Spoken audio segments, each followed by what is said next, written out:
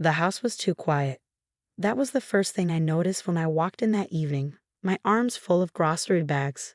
Normally, my 5-year-old twins, Ethan and Emma, would be running around, laughing, arguing over toys. But tonight there was nothing, just silence. Melissa, my sister-in-law, was supposed to be babysitting. She had been our go-to for months, always eager to help. Too eager, I would later realize. "Melissa?" I called out, setting the bags on the counter. No answer. I walked through the living room, my heart starting to race. The toys were neatly arranged, too neat. Something felt wrong. The hallway to the kids' room felt longer than usual. With each step, my stomach twisted tighter. Their bedroom door was shut all the way. Melissa never did that. She always left it slightly open because they were afraid of the dark. I pushed it open. Empty. The beds were perfectly made, every toy in its place. No signs of my children. Ethan. Emma. My voice trembled. I checked the bathroom, the closet, the guest room. Nothing. No kids, no Melissa. Then my phone buzzed. A text from Melissa. "We needed some air. Be back soon." The message was 3 hours old. I called my husband Mark, who was away on business. No answer. My panic turned into something worse, a suffocating fear. I called everyone I could think of, neighbors, police, friends. 2 hours and 17 frantic calls later, another text came. "They're fine. Don't overreact." Fine. The most dangerous word I had ever read. The police said they couldn't do much. She's family, they told me. These things can be complicated. Complicated. Another meaningless word when your children are missing. Mark caught the first flight home. His mother arrived soon after, her face tight with worry, and something else I couldn't quite place. Melissa wouldn't do anything bad, she kept saying. She loves them. Love. A word that was starting to lose all meaning. 3 days passed. No real leads. Just Melissa's vague messages insisting the kids were safe. Then, a call. Emma's best friend's mother. "My daughter said something strange," she told me. A conversation overheard. A child's innocent words. "Aunt Melissa said we're going on a special adventure that Mommy and Daddy wouldn't understand." Adventure. A word that now filled me with dread. The police started digging. Credit card records, phone calls, social media. A picture began to form. Melissa hadn't just taken them on impulse. This was planned. Not for days, not for weeks. For months. What I didn't know then, what I was about to learn, was that this wasn't just a kidnapping. It was part of something much bigger. A secret I never could have imagined. And Melissa was just getting started. The investigation moved like a slow-burning fire, revealing embers of truth that threatened to consume everything. Detective Sarah Morgan sat across from me in our living room, her notepad open, eyes sharp with a mixture of professional detachment and genuine concern. "Tell me about Melissa," she said, "from the beginning." I took a deep breath. Melissa wasn't just my sister-in-law. She was Mark's younger sister, 10 years his junior, always desperate to prove herself. A woman who had never quite found her place in the world. She moved back to town 2 years ago, I began. Jobless, recently divorced. My husband felt obligated to help her. She practically begged to babysit the twins. At first, Melissa seemed perfect. Always available, never complained. Brought homemade cookies, sent cute photos of the kids during her babysitting shifts. How often did she babysit? Detective Morgan asked. At least twice a week, sometimes more. Mark thought it was helping her feel useful. The detective's pen moved silently across the page. Mark's mother called again. Her voice trembled. "She's always been different," she said cryptically. "Even as a child. Different." Another loaded word. A breakthrough came unexpectedly. Emma's school friend's mother had overheard something. A casual conversation between children revealed a crucial detail. "Aunt Melissa said we're going somewhere special. That Mommy and Daddy won't understand."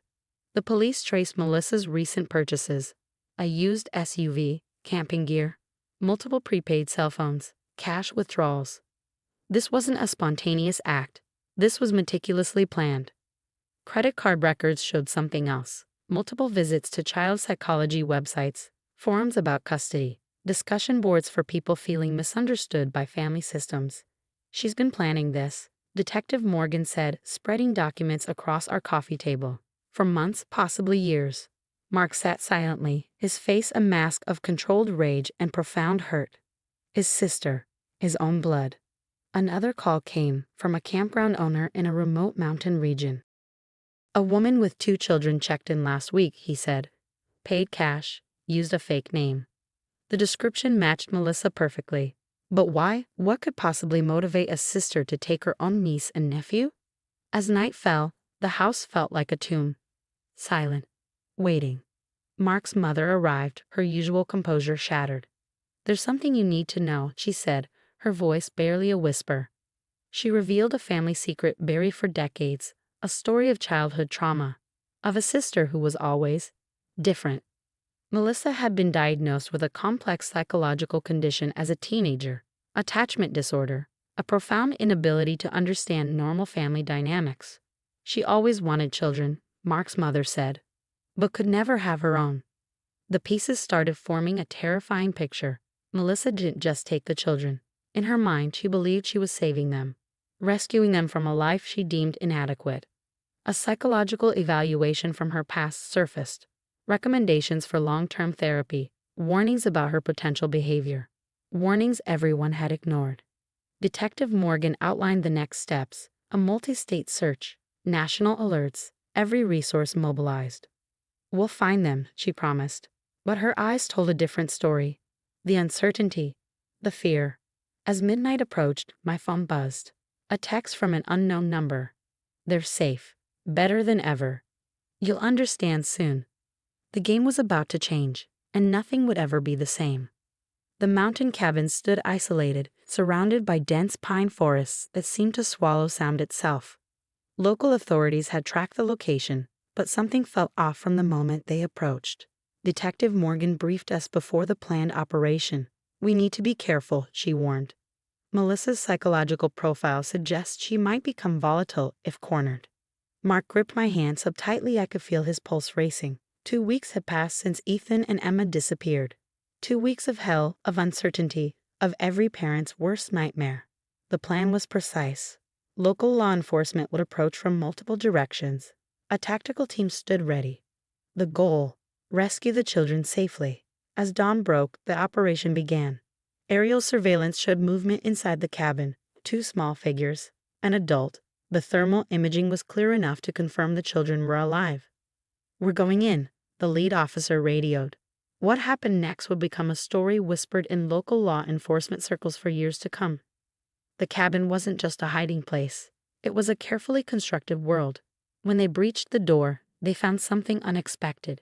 The children were not just safe, they were thriving. Melissa had created an elaborate homeschooling environment. Educational materials lined the walls. The twins' beds were meticulously made, nutritious meals prepared, their clothing clean and organized. But it was their reaction that shocked everyone. Ethan and Emma didn't cry, didn't show fear. Instead, they looked confused by the commotion. Are we going home? Emma asked, her voice calm, too calm. Psychological evaluations would later reveal the depth of Melissa's manipulation. She hadn't just taken the children. She'd systematically worked to make them believe their parents didn't want them. Hours of interrogation followed. Melissa remained eerily composed. I was protecting them, she repeated, from a life of mediocrity, from parents who didn't understand their potential. The legal process was complex. Psychological evaluations, family court hearings, each layer revealed more about Melissa's intricate plan. She had documentation, fabricated evidence suggesting we were unfit parents, carefully crafted narratives designed to justify her actions. Mark's mother broke down during her testimony. She was always different, she repeated, always trying to prove something.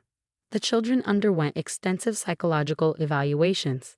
Counselors worked carefully to understand the trauma, to help them process their experience.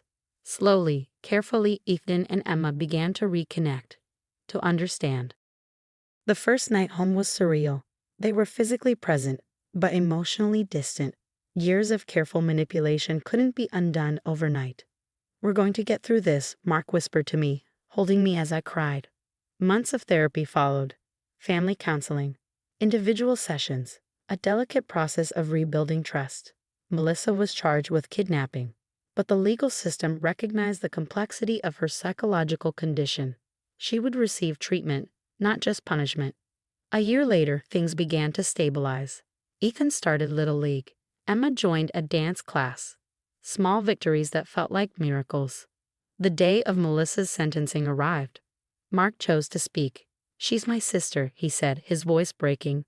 But what she did was unforgivable. The judge sentenced her to a specialized psychiatric facility. Treatment, rehabilitation, a chance to understand the depth of her actions. As we left the courthouse, Emma tugged at my hand. "Can we get ice cream?" she asked.